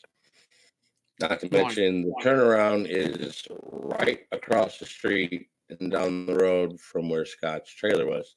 Right, Scott's trailer. Where Bobby was allegedly hunting that day. Right. Very interesting. Thank you, Millbilly. Paul, do you have a comment? Yes, it was just to confirm that yes, as Mill just pointed out, these locations, the one at the East Twin River is very, very nearby. Also to note that it's not just Kevin Ramlow who has been in touch with Kathleen Zellner, because I actually had an informant from Wisconsin get in touch with me, and I immediately put them on to Kathleen Zellner, and that the office took over. Interestingly, as well, that the RAV4 was also spotted by the same informant at Manitowoc County Sheriff's Department. And when I asked Jerry about that, he said that in the slightest. Oh dear. Yep. And this is, of course, before the 5th, right? Before the 5th. This was actually later on. This was later. Okay. The person that Paul is referring to reached out to me too. And yeah, everything she's told me I've fact checked and it's pretty much spot on. So I don't know why she'd be lying. She would. And Kevin Ramler wouldn't. Yes. The other interesting Very thing, interesting. going back to this business about the CD, I just wanted to point out that, yes, Judge Sukovich has been given Kathleen Zellner the runaround. But of course, remember that in Wisconsin, there was a case either last year or the year before. I believe it was called Ryersky. And basically, the Supreme Court in Wisconsin has reset the rules as regards Brady violations. And now it's no longer a case of the defendants having to, seek what the prosecution hide and the defendants have to try and seek. That's all been reset. It is now the prosecution's obligation. When it comes to a Brady violation, there is no stipulation that the defense had, and I'm sure the case is called Ryersky. So, for Sukovich to be doing what she did is, to me, it's in direct contradiction to what her own Supreme Court is now saying to the judges about Brady violations. So I think she's going to be finding herself in a bit of trouble as well. Yes, I hope so. Thank you, Paul. Cheers. Thank you, Paul. One strand. Well, that CD certainly gives a reason why Bobby would pretty much say anything that Ken Kratz wanted as far as his narrative. Yes. That's right. Yes. Jack 61. Well, that goes into the next part. They take that computer when they do their reinvestigation, the old computer that for some reason they kept. I don't know why. But when they bring it back and give it back to Barb, they tell her not to let Kathleen Zellner have it. Correct. What the hell? Yes, correct. That's a bit like the phone call that accidentally they rang up Kathleen Zellner accidentally about the bones. Yeah, Williams, Ridiculous. let's check the bag. Tom, we should check the bag to see what bones we have. Correct. It's absolutely ridiculous. BB, do you have a comment? I think Sammy had some real interesting audience comments that she didn't Sammy. get to. Sorry. Yeah, I have several questions from Brownie. And first of all is, did Barb's band end up in Auto Trader? I do recall there was an answer in the comments that was it Mama Avery had said something about it was in the paper? I'm not for sure. No, that actually turned out to be a different van. Yes, it did. It was a different van. And the only thing that, because I remember listening to it on the phone calls, the only thing it was that somebody had phoned up because they saw the van on the news report and somebody wanted to buy it for, notoriety's sake. Okay. But no. There was an older one from a website, too. They had found one where Auto Trader had not only put it in the magazine, but on the website. Okay, there's several more questions. This individual has some very, very good questions, and I want to make sure they get put out here. Did Auto Trader have any loan working procedures in place? They said, at my work, GPS trackers and have to phone in at the office for each visit. Yeah, that I'm not sure. I know that from the phone records, I know that Teresa Hallbach was talking to staff at Auto Trader, but whether they had like a GPS tracker or anything like that I don't know. Big Jeff, do you know anything about that? Only anecdotally. I think the answer to that is no. But I do happen to recall, I think it might have been Tom Pierce, which is not Auto Trader, did have conversations, stated that he had conversations with her about how to keep safe. Yes, correct. Is my recollection. It's not in a formal We have policy. to remember, this is like 2005 when all of this takes place, and we have to try Yeah. to remember what kind of technologies we really had at our fingertips at that time.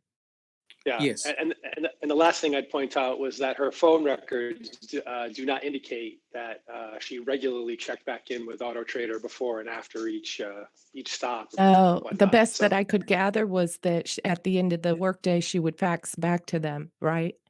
At the end of the day, correct. Yes. yeah, which is not a lone person kind of policy, right? If you were No, interested in no. keeping tabs on somebody, that person would call before and after each stop, and I Correct. can imagine not Correct. having anything specific in place. That maybe the only chance that they would have of knowing any of that would be if she felt the need to call them.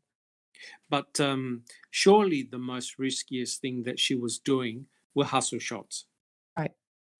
right? Okay, Sure. so now Brandy has more questions.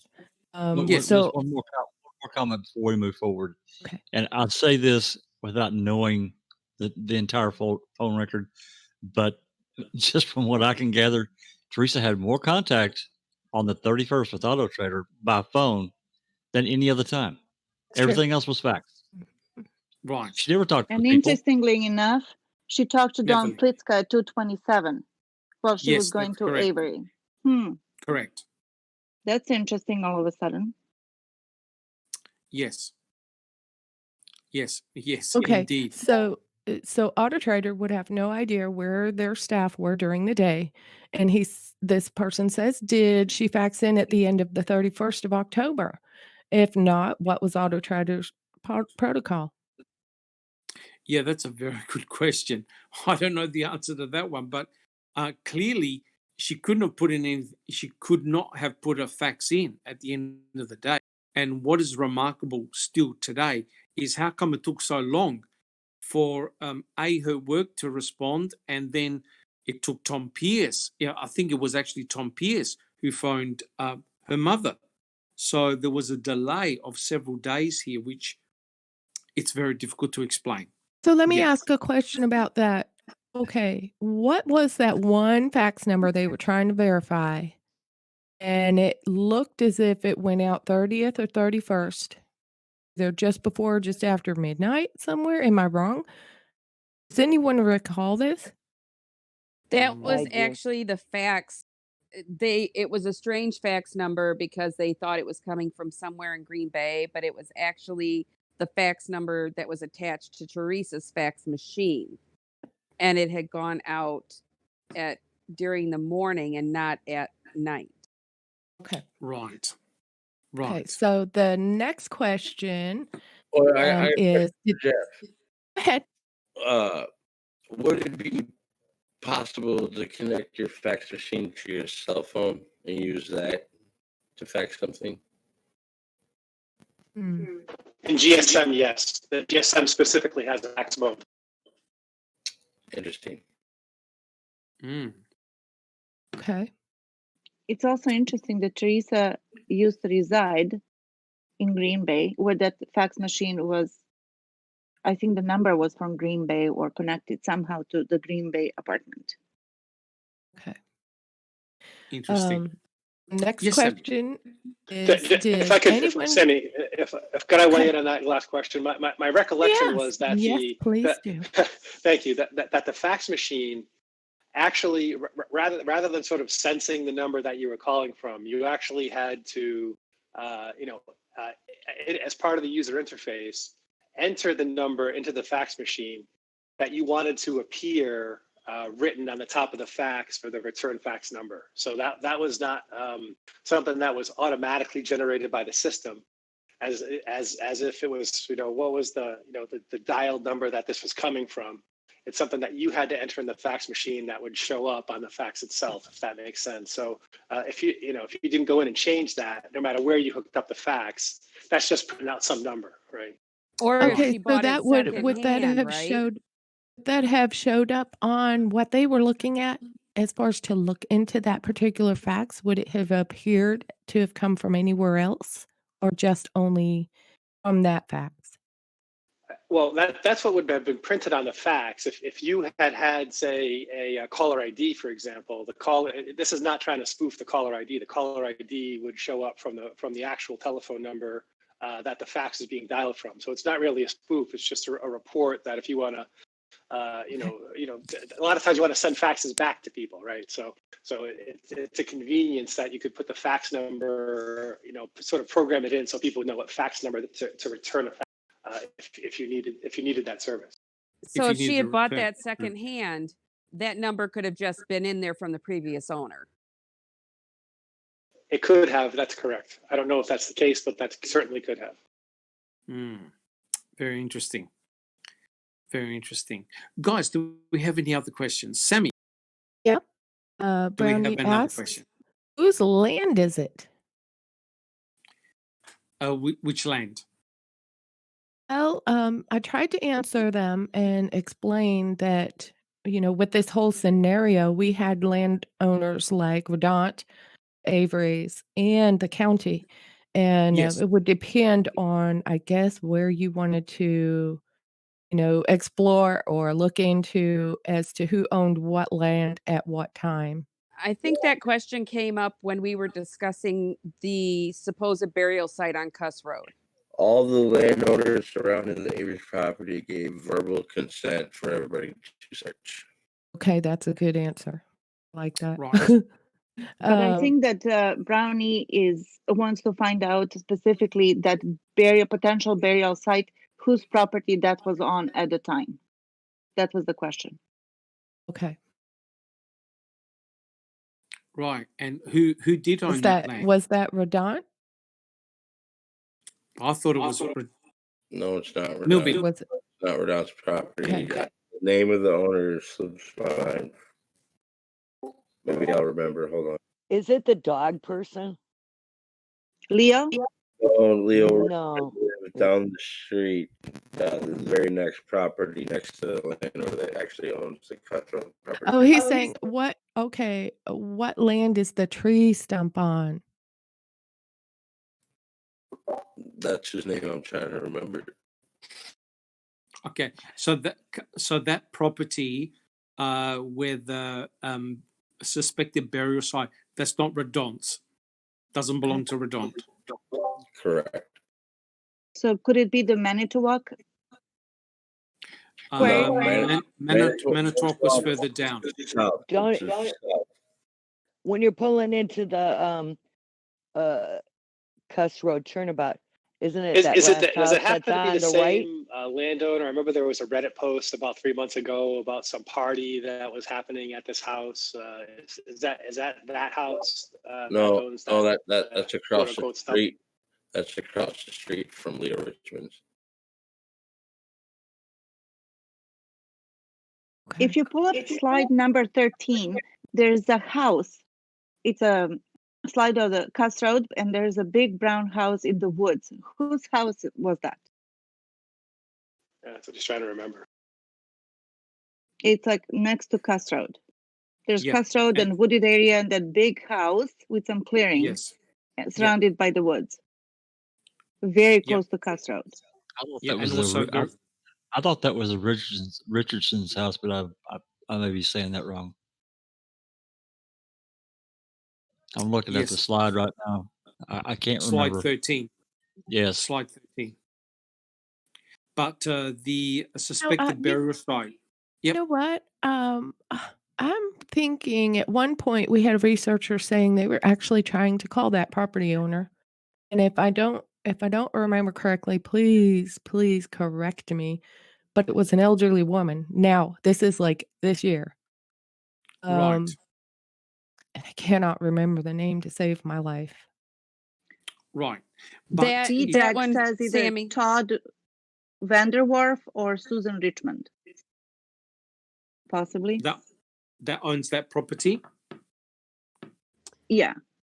Sammy, that was a different person. I think someone was trying to reach out to the previous owner of Scott Taddick's property, the landlord. That's right. Okay. Yep, you're right. But there's a big house there. So if anybody knows, is. please let us know. Okay. Yes.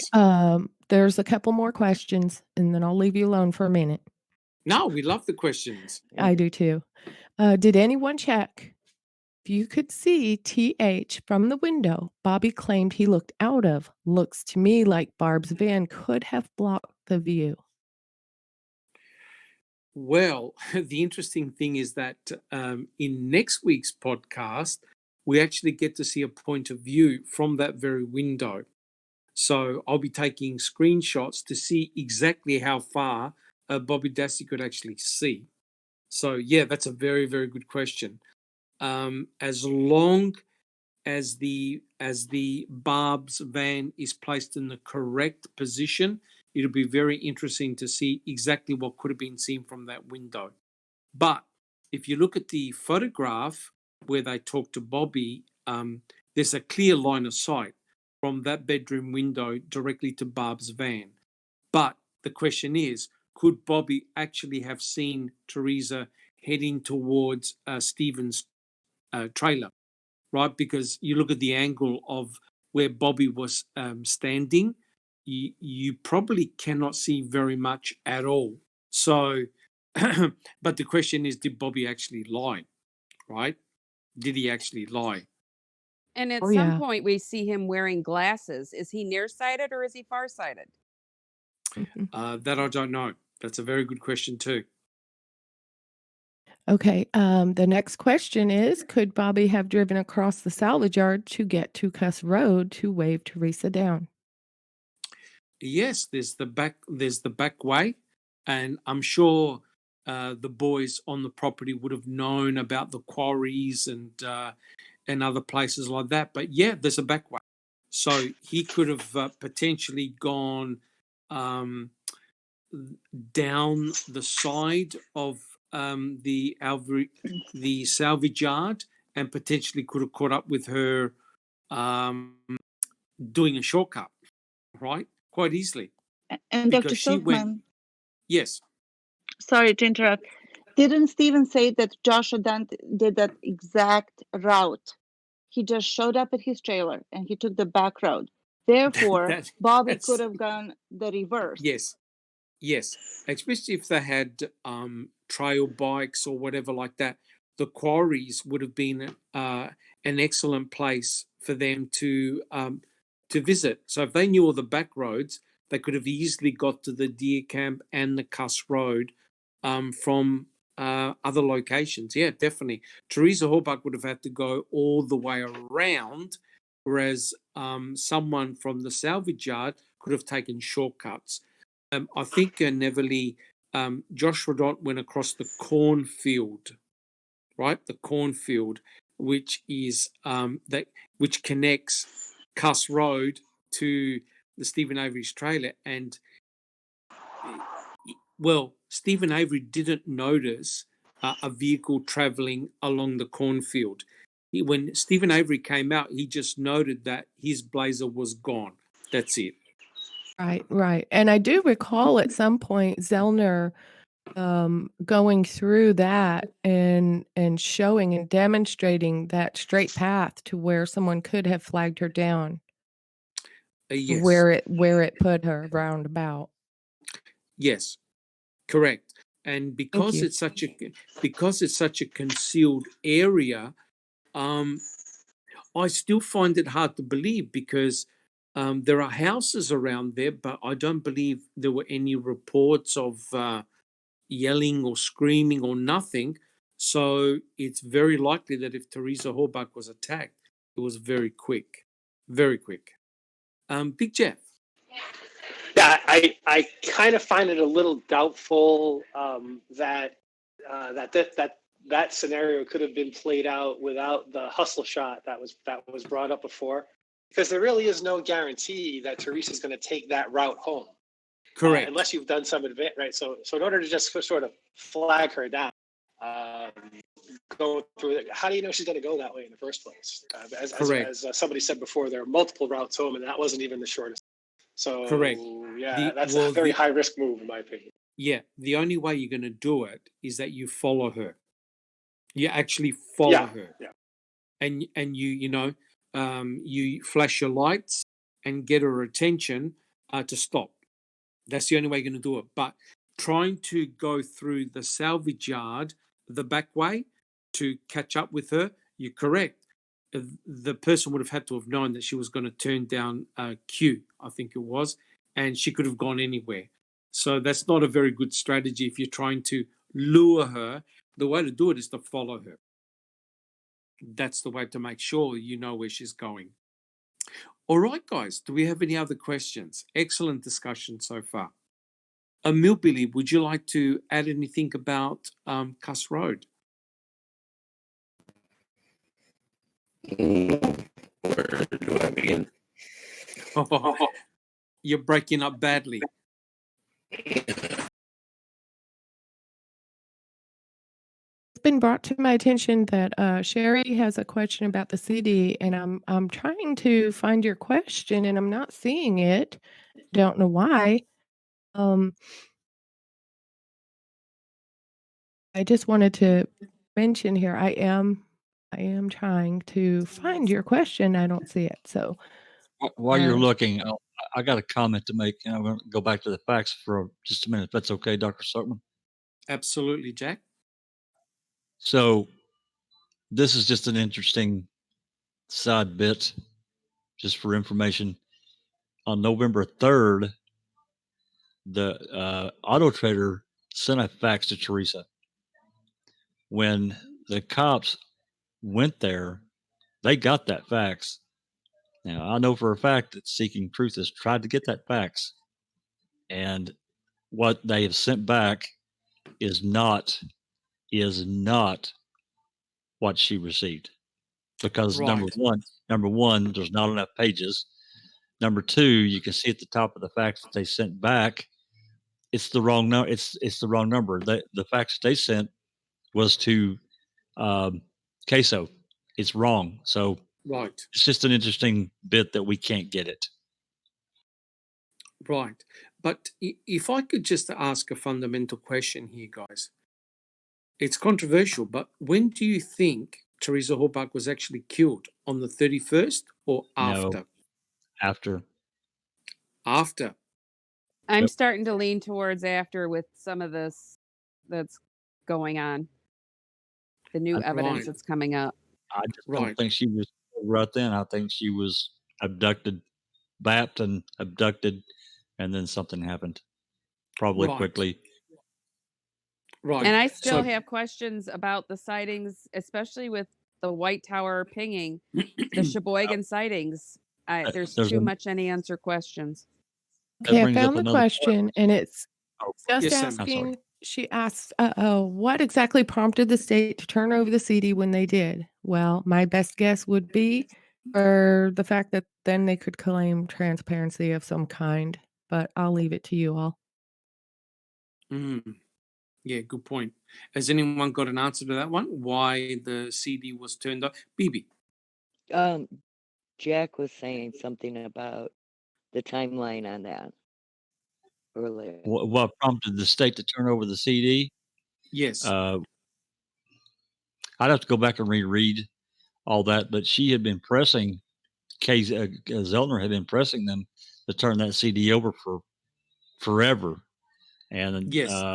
there's actually, I think, some correspondence between KZ and Fallon, and they finally sent it to her.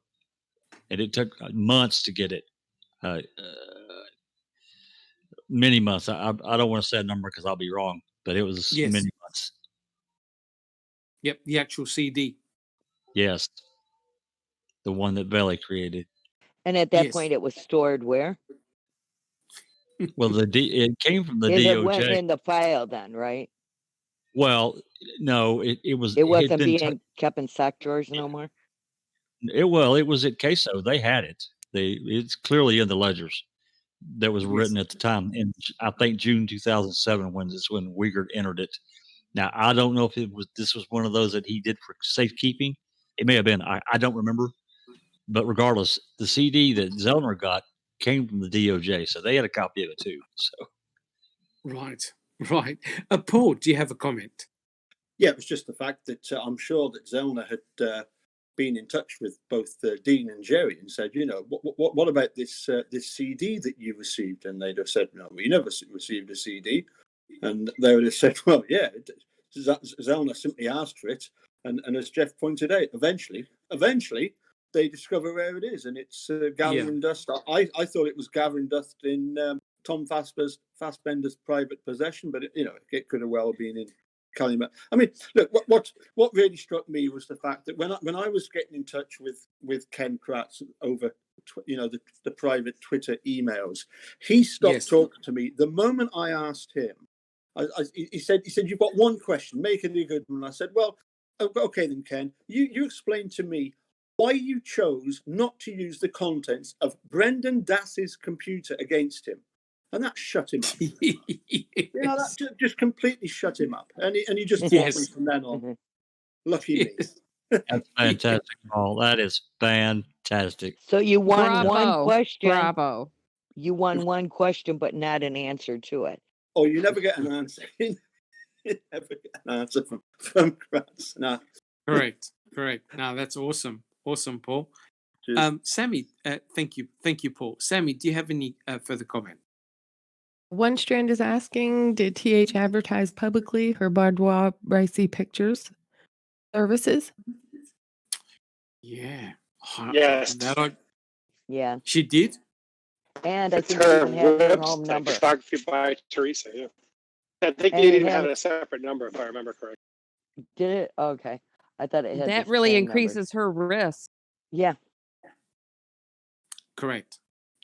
Again, this is just standard victimology, and it wasn't done. It really wasn't done. They actually, the law enforcement, the investigators didn't care. If a setup was done, in which I believe it was, all roads pointed to one man, Stephen Avery. So they focused all their attention on him. They weren't expecting Brendan Dassey. He came later. He was more of a liability than a help. So they looked no further. And Neverly, do you have a comment? In regards to victimology, I also believe that they did do the victimology. However, they chose to suppress it. Right. And not go there because they whitewashed Teresa and they vilified Stephen. There's a reason for that. Yes. So Brow is asking, the CD relates to child porn. Why has Bobby not been arrested? I can't work that one out. To this day. I don't believe that there is child porn on there. I think that there is, there is that one thing they talk about that is not pornography. I don't know why you'd want a picture of it, but there's no intercourse there. It's not pornography. Yeah, it gets really technical, I guess. Yeah. On as far as that aspect of it. They also say, were any of Teresa Hallback's adult photo shoots on Bobby's computer? Not that I'm aware of. Not that I'm aware of. No. Yeah, but that would have been very, very damning. If I can say something real quick, yes. Of course. I believe that they hadn't charged Bobby because they couldn't prove that it was Bobby that was looking up those images. There were how many people in that house? I think so too. I beg to differ because the majority of the decisions happened when only Bobby was home. Yeah. That was the way they could narrow down maybe who the user was. Correct. At timestamp that. I agree with that, but there, like I said, there were other searches when other people were home, and so I just feel like maybe that was the reason why they couldn't solely place the blame on him. That's just my opinion. The computer was in his bedroom. Correct. Yeah. Correct. If they would they arrested Stephen and Brendan with nothing. Hold on. What do you mean the computer was in his room? They didn't even have internet. That was cute. That's a good one. That is a good one. So Correct. now the most recent question is, it's now public. Why has no one investigated further as of late? There's a statute of limitations, and I think that it's 3 years. Somebody can correct me if I'm incorrect, but I believe it's 3 years on those kinds of charges. And after that, Paul may be right, and I hope that he is, that if it resets, there could be trouble. I don't know that, but Yeah. I'm just saying. Well, if it reset, wouldn't you think that Zellner would have already been on top of that, saying, "Why hasn't this person been arrested?" That's possible. We have a But, question here from yes. Fangirl saying, wait a minute, it was from Sherry. Has anyone ever questioned Tom Yonda? Thought that was kind of a good question. That was a very good question. I'm not sure whether they have. I'm not, and don't forget the other thing is that yes, sorry, Tom Yonda was interviewed. We do not have that. Barb states that in jail calls that they did talk to him too. right. And don't forget Scott Tadich also did the night shift, so he potentially could have also been viewing stuff on that computer at the same time that Bobby Dassey was. You never know.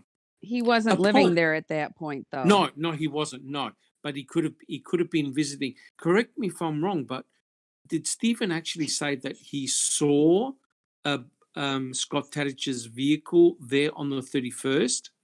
I'm not sure about that, but there is the answer. Well, I think what we know, Tony, is that Zellner has an affidavit from a witness and she said this in one of her tweets, that she has a witness that put Scott on the Avery salvage yard. We don't know who that witness is, I don't think. But we suspect it's. Okay. But it could be somebody else. I don't know. And there's where he freaked out over the laundry, getting mixed up with. So evidently he was there doing his laundry at time. Yes, correct. Yes, he was definitely there. But whether he was there on the 31st, I don't know. And remember, even though Stephen saw Bobby Dassey's vehicle gone, you don't know who was driving the vehicle. You don't know. It could have been Bobby, it could have been somebody else. But Steve saw the vehicle missing. So one of them must be wrong. Either Stephen is telling the truth or Stephen is lying, and vice versa with Bobby. So my question to the panel is, what's the motivation for Bobby to lie? Why would he lie? Anybody Covering answer? his own behind with that CD, and or I'm not going to go into what else, but definitely that CD is huge. Bobby's first statement on the 5th, he threw Stephen under the bus. Very early on. Before the CD was even a thought. Right. Remember, we didn't know about that CD. Very good point. Until later. Correct. CYA, cover your own ass. Right. Yep. Because I had seen a question that was, do we have Bobby's interviews? And this ties into this discussion here. We do not have his November 9th interview, right? Or 5th. Correct. Or 5th. Or 27th of February. The fact that we don't have it can lead us to conclude that they were all over him. I know whether they're scared. Yeah, he's either very scared or trying to cover. I wouldn't leave out the motive that he's just he's a 18, 19-year-old kid. He's probably really scared about what might be happening to him. Yes. And maybe Bobby was, because he was the last one who saw Teresa. So it was either him or his uncle.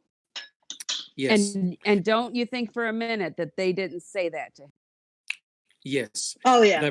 They probably threatened Bobby by saying that Stephen was going to blame everything on him. So they put one against the other, and Bobby freaked out. And he said the things that he said. B. Oh, I'm sorry. I must have accidentally left it up. No worries. Sammy, do you have Yeah, Brownie is asking the child porn offense, maybe statute of limitations, but is there any legal recourse for not carrying out an investigation when presented with the evidence of potential child porn? That, and I have an issue with that because that's one of the areas that Thomas Fackbender was actually an investigator for. Right. Well, he downplayed it. he didn't even act upon it, which was he only wrote a short paragraph on them, and he seemed to downplay it, which is rather bizarre, unless, of course, they used it as leverage, potential leverage again. I don't know. Monster. Why didn't they? Backbender and Wiegert had this big old scenario going on with Brendan. Why didn't they push that more on him in the as they did their scenario? We already know. Why didn't they push that on Brendan? Exactly. Correct. And also, it would have been very difficult because with the timing of when the searches were done, Brendan was at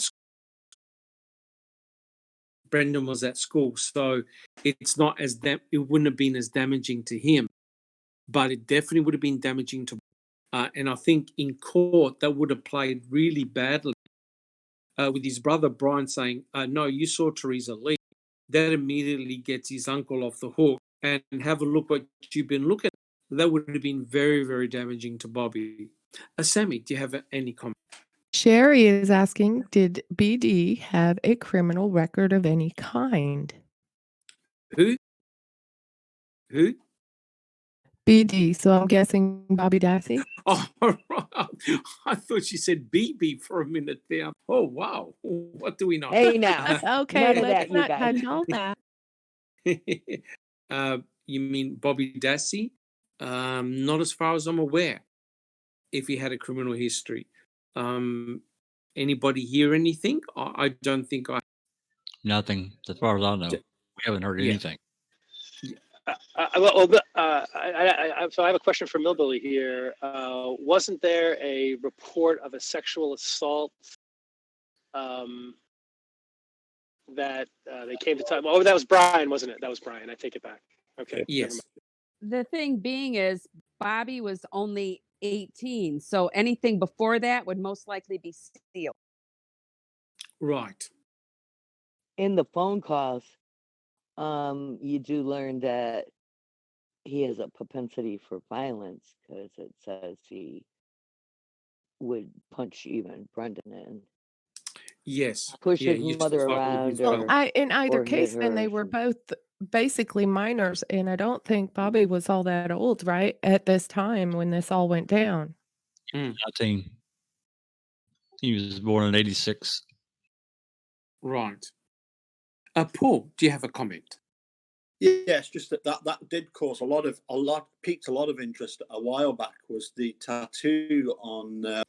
Oh yes. On Bobby's arm, because there had been another attack later on where somebody had noticed this distinctive tattoo. I can't remember what it's called. Deidre Harm. It's a tribal tattoo. Yeah. But it had gone. I've also seen a picture. I don't know who pointed it out, but where Hilgus seems to have in one of the interviews with him and Mike, he seems to have a bite on his cheek right under his tongue. Yeah. Right.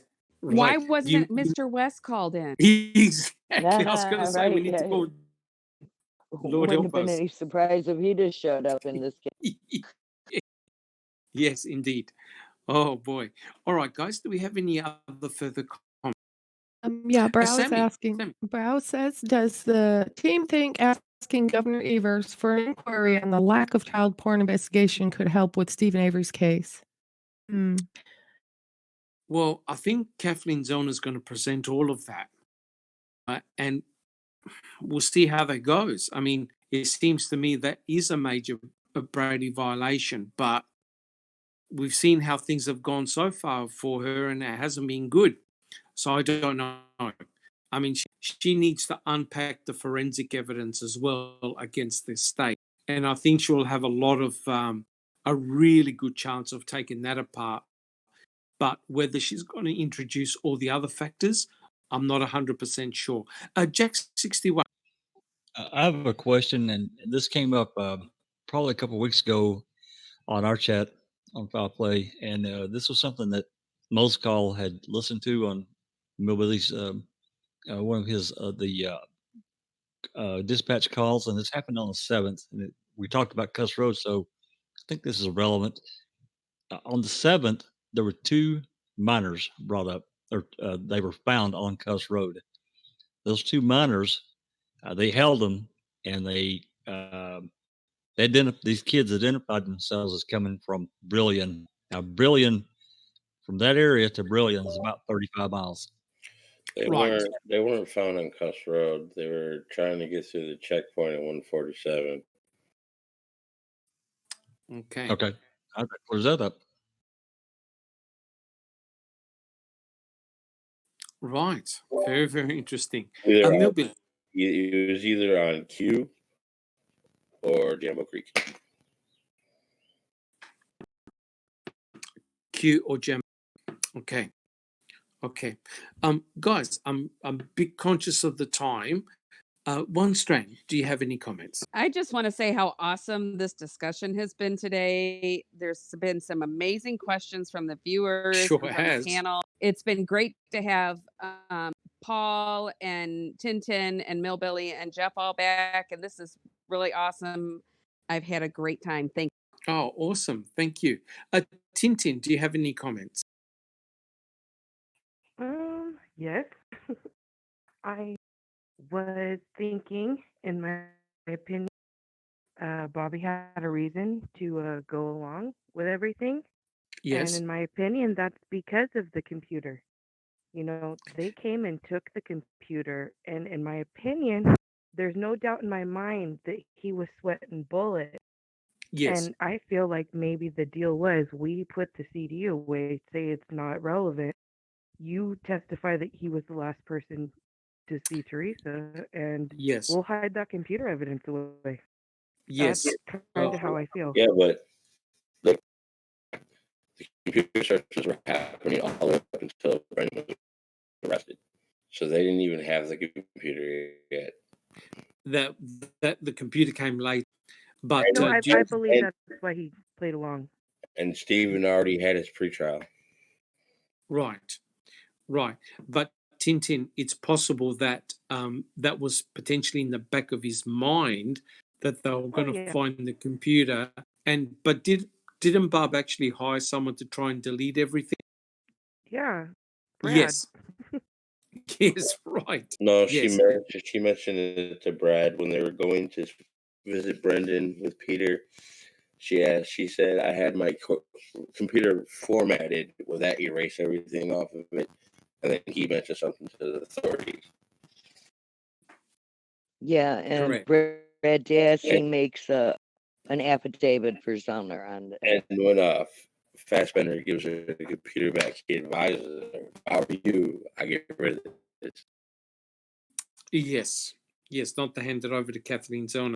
Correct. But if I could just ask the panel one question, and I want to ask everyone individually. The question is, do you think Bobby Dassey had anything to do with the kidnapping or death of Teresa Hallbach? BB, yes or no? Technically and honestly, no. Okay. Big Jeff? I don't know. Okay. Jack 61?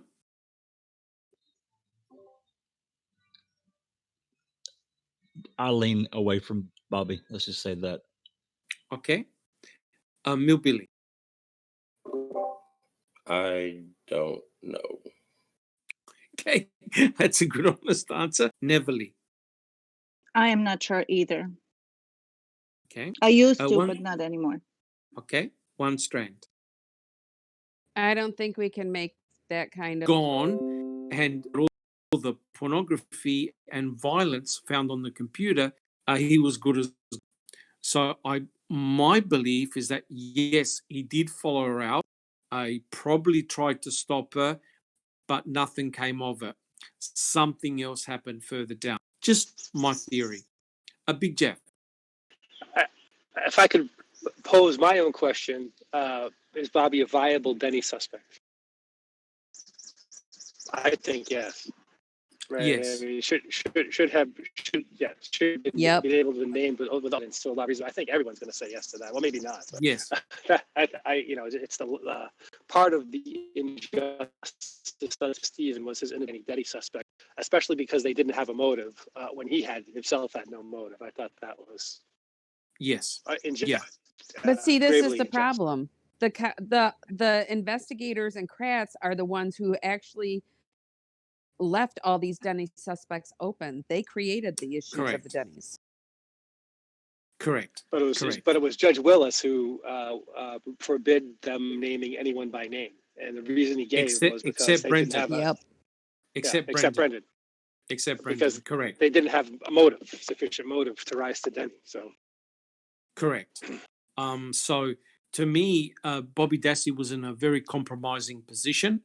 So if you actually analyze his testimony, he never said that he saw his uncle. He only said that he saw Teresa Halbach going towards his uncle's trailer.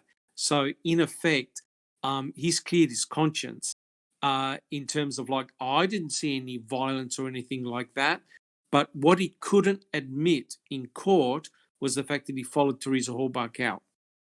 Because if that information came out that he followed Teresa Halbach out, he was good as gone. So it essentially came down to both him or his uncle.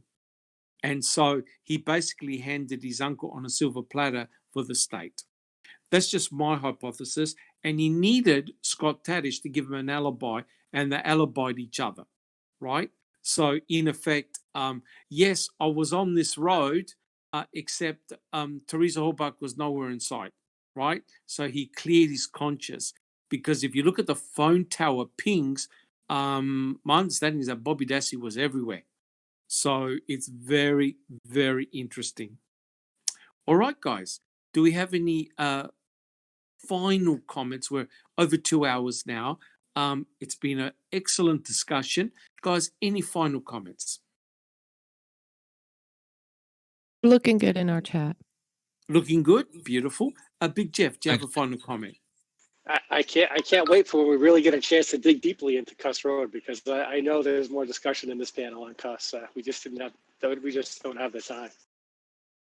Yes. Thank you, Big Jeff. Jack 61.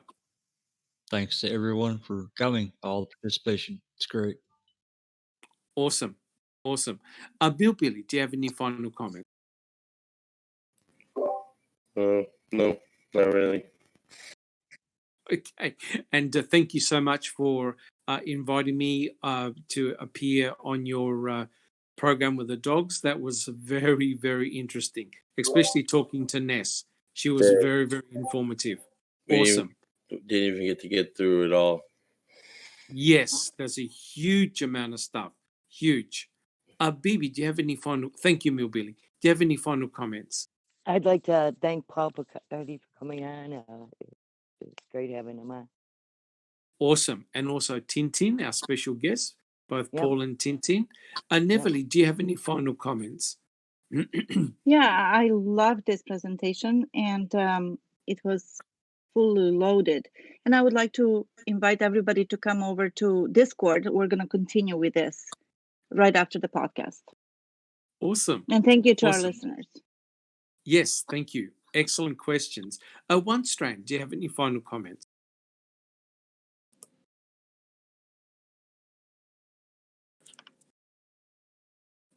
Okay, I think we might hop to Paul. No, One Strand, do you have any final comments?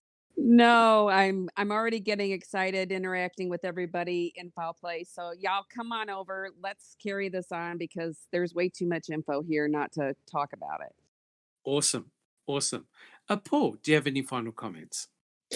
Well, just first of all, as obviously, thanks for inviting me back again.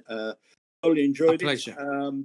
I'm sorry I'm not going to be able to join you in a chat immediately, because I've had to reschedule some lessons. But I'm just going to go back to the fact that, I'm so glad that you all enjoyed Mammothon and how successful it was.